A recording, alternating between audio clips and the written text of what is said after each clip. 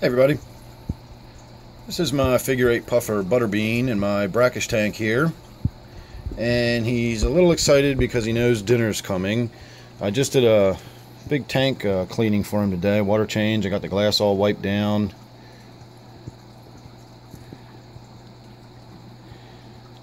And now he's getting a treat of some snails.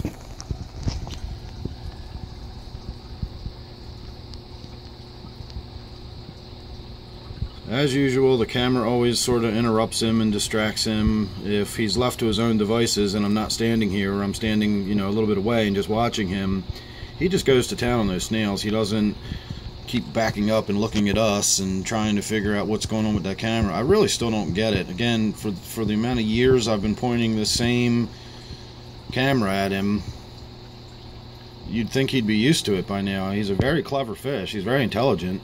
He certainly knows me, and he understands, he even understands when I'm going to be giving him different kinds of food. He can tell whether I've picked up the container of freeze-dried krill or I'm coming over with shrimp in my hand, snails in my hand.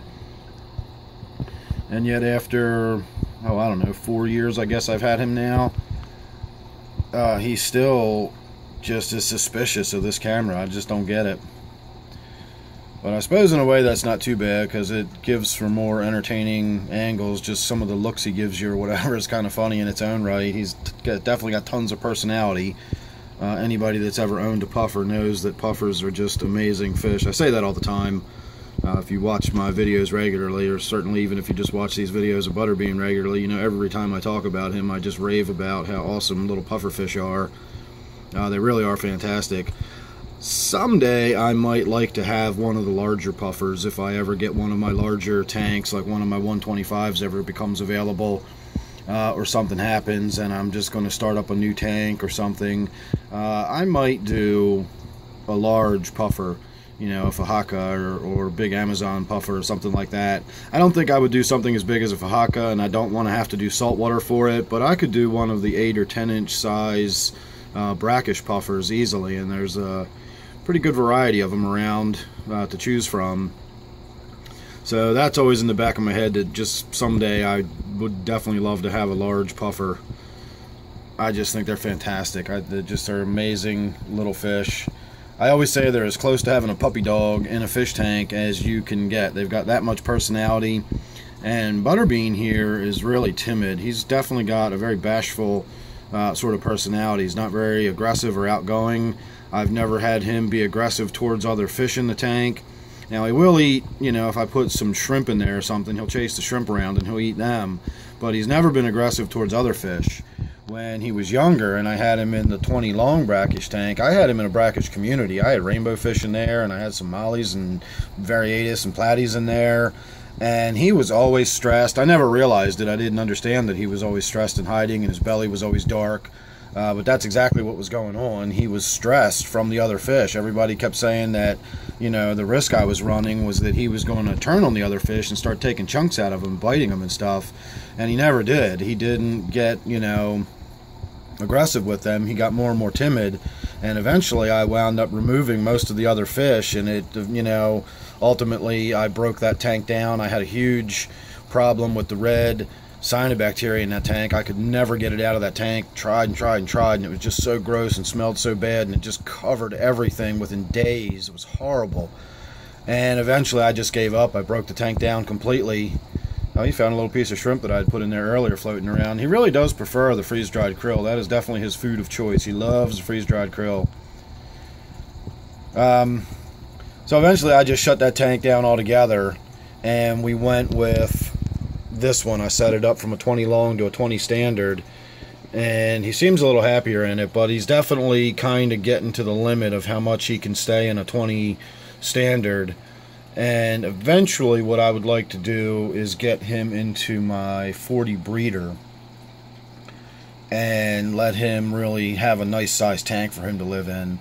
But the tank I'm talking about has my T-bar and my gudgeon in it right now, so until I ever figure out what's going to happen with them, or if they wind up going to different tanks or whatever, maybe that tank will then become Butterbean's tank, and everything's always in flux. Nothing's ever going to stay the same forever. Something changes and things move around, and you know, I've always got something going on in here. I have so many tanks and so many fish, and you know, I'm bound to have losses or issues or accidents or something. And as a result, I don't know what my phone's doing here. I don't know if that's coming out on your end of the camera or what, but everything looks like it's going through stop motion, and I'm filming at about 5 frames per second. So hopefully that's not coming out on camera, and we're still getting a nice smooth view of that. I think maybe the next feeding video will be with some of the freeze-dried krill, because that's fun to watch. He bites it off the surface, and then you can hear his little noshing and munching and crunching and all the little squeaky noises. I do try to feed him at least once a week with some hard-shelled snails. Puffers have very hard, specialized teeth. They're more like teeth plates, and they're designed for crushing up shelled animals. And the larger puffers will go through oyster shells. They eat crabs and lobsters and stuff like that, like they're little snacks. Again, some of the larger puffers go through oyster shells like they're oyster crackers. So Butterbean here, the figure 8 puffers don't have teeth that are that hard. They really can't bite through things that are that tough. But like all puffers, they do need to have their teeth worn down, or else they continue growing and they get too long and they become problematic, much like a rodent needs little stuff to chew on all the time. So it's always good to make sure you've thrown some snail shells in there. I've actually seen Butterbean pick up just broken pieces of shell. I think we were out of focus there. I hope I wasn't out of focus for too long.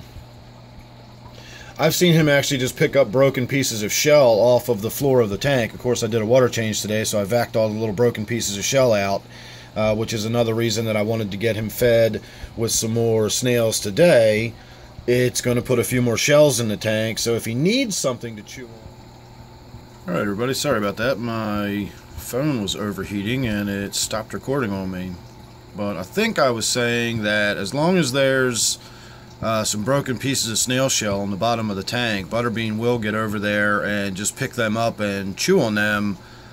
Presumably he knows what he needs, and when it's time for him to chew on something, he'll get down there and chew on those snail shells. So as long as I've got him in the tank, I don't necessarily need to have him feeding on snails every day. I don't know what's got him so agitated all of a sudden. Just a moment ago he was down on the bottom investigating the snail again, and my camera had cooled down enough that it was able to start filming again, and now he's suddenly trying to get out of the tank, it looks like. So at any rate, I'll go ahead and wrap that up. I got some other stuff I want to get taken care of tonight. I am working on my 125-gallon tank. I've got an outbreak of ick in there, and even though I am medicating it, I'm starting to get a little nervous. Some of the fish in there have a lot of ick on them, so we're in the process now of raising the temperature, and I'm going to treat it like that. And I also want to get an air stone in the tank tonight, so I'm going to go ahead and start working on that. So make sure you're subscribed, that way you won't miss anything else I got coming up. Hopefully I'll do some more video of Butterbean here in the very near future. Hope you enjoyed this one. Don't forget, this one is my Brackish tank, and I'll see you real soon in the next one.